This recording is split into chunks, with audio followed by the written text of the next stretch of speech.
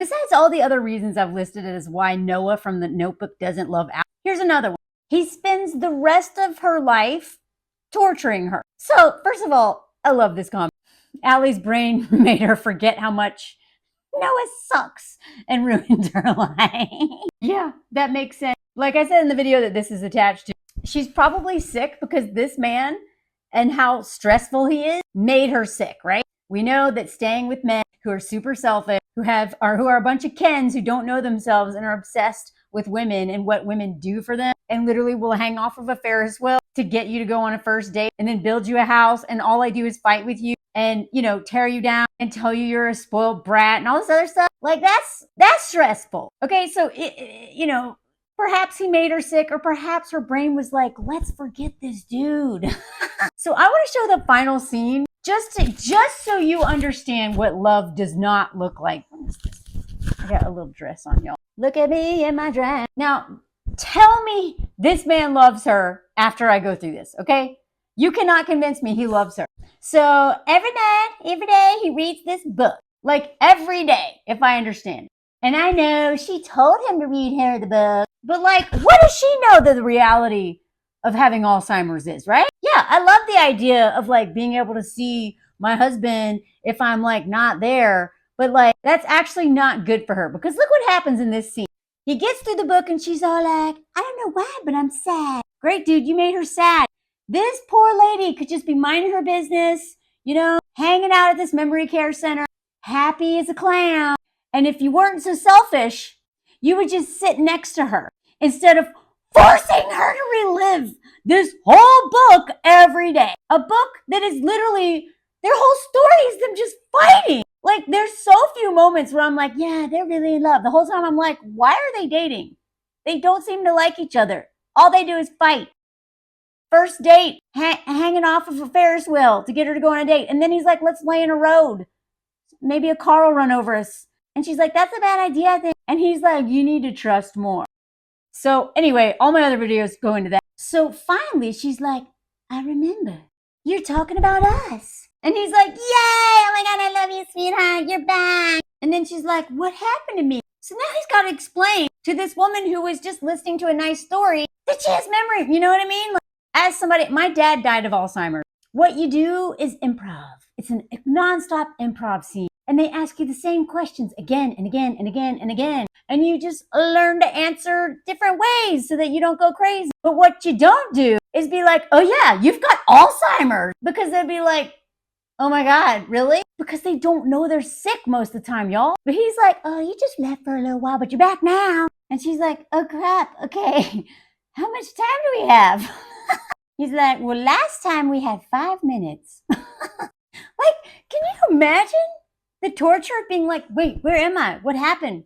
Oh, I have Alzheimer's and I have 5 minutes before I go back to not know. You know, this is not how this scene would play out. She wouldn't be like, okay, good. Well, how are the children? Because that's what happened. He's like, oh, they were here today. They're doing great. And then I don't know if little Noah is the grandson, but like, of course, Noah. You know what I mean? No Allie. Like, men are always like James and James Jr. and James the Third, because men are obsessed with themselves. And she's all like, cool. Like, God, a man wrote this movie. It drives me crazy. No woman's gonna be like, oh, the kids are good, good. So time, wow, it just goes by so fast. She would be like, what's happening to me? Why do I have 5 minutes? I have 3 minutes and 20 seconds left. You know what I mean? She would not be this chill. Nobody would. Like, this whole thing, I don't even believe this scenario. I spent quite a while hanging out in memory care centers, and I don't remember this. Maybe I'm wrong, but I don't remember someone just snapping to for 5 minutes and being like, hey, let's dance. How are the kids? You know what I mean? Like, they may have, but anyway. Okay, now this is why this man is so unbelievably selfish. Besides all the other reasons I said. She's all like, so you remember that story? Do you think I could be her tonight? Would that be okay? Because you know what we could do? We can get in the car and go for a ride. Let's go party, baby. Let's just get out of here. Let's go someplace. Let's go. Do you want to go? We only got 5 minutes, 2 minutes now. And then this jerk is like, oh, you know, I don't think so. Not tonight, darling. He's like, but why? Why am I here? What are we doing? Why not? And then she's like, wait a second. Why'd you call me darling? Wait a second. Hold on. Okay, so this is why I hate it when men write stories. I can always tell now when men are writing stories that are for women, which again, some of y'all are like, why do you care? It's just fiction. You like, get a life. Blah. Every time I talk about TV and film, like whatever. This is why. This was written for women by a man. Like maybe some men watch this movie, like my abusive ex. He loved this movie. But of course, a man would never think, maybe it's not romantic to put the woman that you claim to love so much in a position where she's really confused now. You like let her have a few minutes with you because you just want to hang out with her so bad because you have no freaking life. All so that she can be like, wait a second, who are you? Am I supposed to know you? Like this scene is so upsetting. And men who are not used to being preyed on every day of their life by crazy men and maybe never dated crazy men who tried to, ruin our lives. Like, no.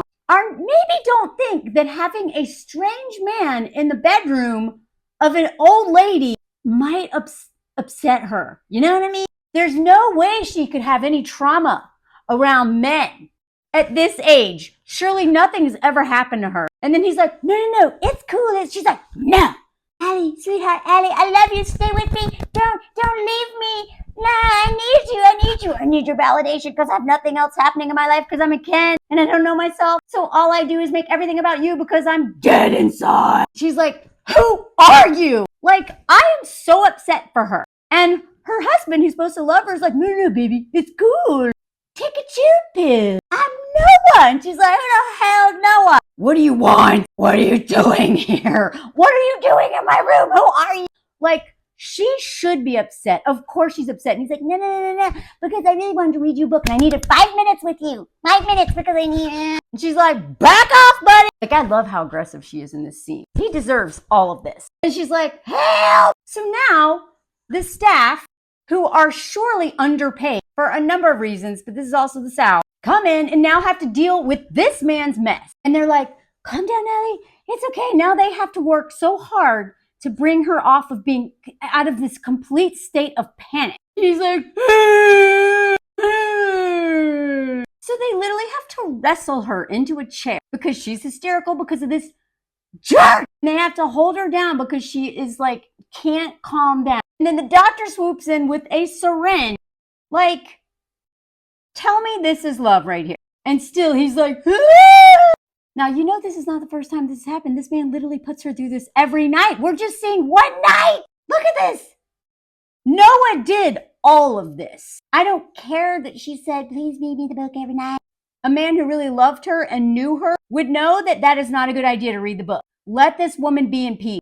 Hang out next to her. Go see her. Let her be in peace, dude. Because this is not peace. He's putting her through hell every day. But Noah loves drama. And it didn't even stop when she got dementia or Alzheimer's, whichever it is.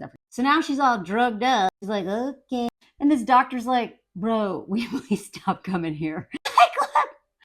But instead of hanging out with, I don't know, maybe his grandkids or his children or anyone else, he's got nothing to do but obsess over his wife. Look at the photo albums. Look at, dude, do you even know yourself?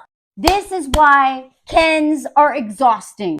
The nice guys who are insecure and have nothing going on, but love the idea of love, but create this reality of love.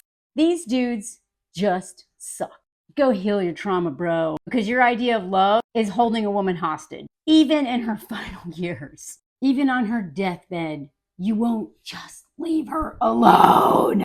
This dude would have never done that to you. Stay away from men who don't know themselves, don't love themselves, and are terrified of being alone, or this is the love story you're going to get.